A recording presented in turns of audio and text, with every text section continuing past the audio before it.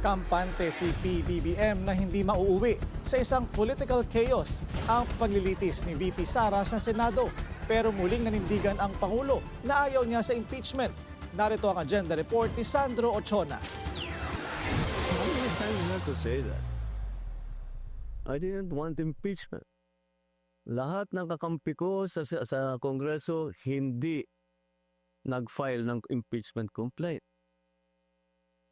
Yung mga nag-file ng impeachment complaint, hindi mo masasabing kaya kong utusan o pagsabihan na ito yung gagawin mo. So, why do I have to keep explaining that I did not want impeachment? Ito ang pinaninindigan ni PBBM sa Malaysia kaugnay sa impeachment ni Vice President Sara Duterte.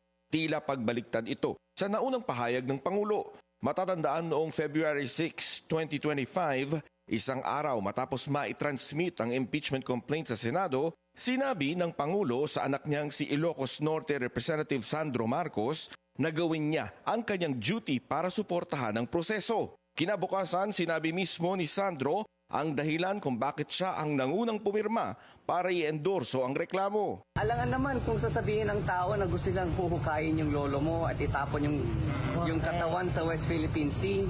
Sasabihin niya gusto niyang patayin ang Pangulo at ang First Lady na ang aking magulang at gusto niyang patayin ang Speaker.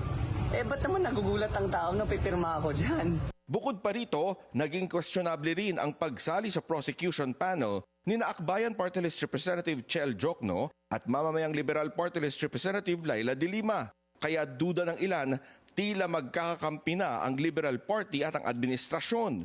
At may ugong pang pinondohan ng administrasyon ang kandidatura ni na Senators-elect Bam Aquino at Kiko Pangilinan. 2 linggo bago ang May 12 elections. Kung totoo ang mga umano'y suportang ibinigay ng alyansa sa Liberal Party, marami namang nalaglag sa mga kandidato ng administrasyon, lalo na sa Mindanao. Sa panayam ng Abante Radyo kay Pandag Maguindanao del Sur Mayor Mohaheran Balayman, tingin niya hindi naging malinaw ang mensahe ng alyansa. Hindi ho nakarating sa amin ang mensahe o yung campaign strategy para suportahan ang alyansa para sa bagong Pilipinas. Kaya hinayaan namin ang mga tao yung power or yung influence na meron sa mga local chief executives or sa mga opisyales ay hindi ho namin in-exercise. Maybe because some sort of messaging na hindi ginawa ng mga campaign strategist or yung campaign team ng ating alyansa. Or maybe because may iba silang sinuportahan. Ang focus ng campaign team ng alyansa ay hindi ho para ikampanya ang kanilang mga senatorial balls sa lokal na gobyerno, kundi tumutok sila doon sa campaign sa local government or yung from province level to the municipal level. Para naman kay dating Senate President Franklin Drilon, baka mahirapan na ang administrasyon na isulong ang kanilang agenda dahil sa mga isyong kinakaharap ng bansa. Many of the issues are not being addressed. You have jobs, people need jobs. The inflation, the prices are very high. There is a low income, there is corruption. And yet none of the candidates focused on this. And I think everybody will agree that this administration will find it extremely difficult to push for their agenda given their perceived political strength at this point. Their ability to govern is put in doubt because of the results of the election. Pero kung ang miyembro ng House Prosecution Panel na si Iloilo 3rd District Representative Lawrence Defensor ang tatanungin, the president should not be involved in the impeachment. And I'm glad to hear that the president, as the head of the executive department, will not interfere with the impeachment process. As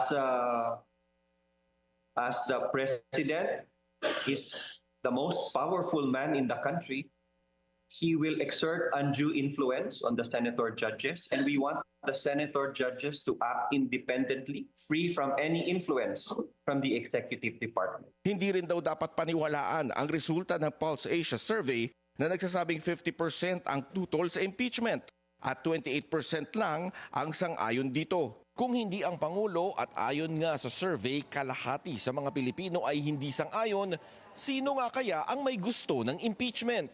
The 215 members of Congress signed the impeachment complaint, and many of those who signed the impeachment complaint were friends and supporters of the Vice President, and yet they signed the impeachment complaint, which means that they believe that there is cause for impeachment and for a trial of the Vice President. While the President said that his allies in Congress did not file the impeachment, his son, Congressman Sandro Marcos, was the first to sign. Sa isa pang Pulse Asia survey na nagsasabing bumaba ang nagtitiwala sa Pangulo, ito lang ang masasabi ni PBBM. Madami pang survey, just don't base it on one. Para sa agenda, Zandro Ochona, Billionario News Channel.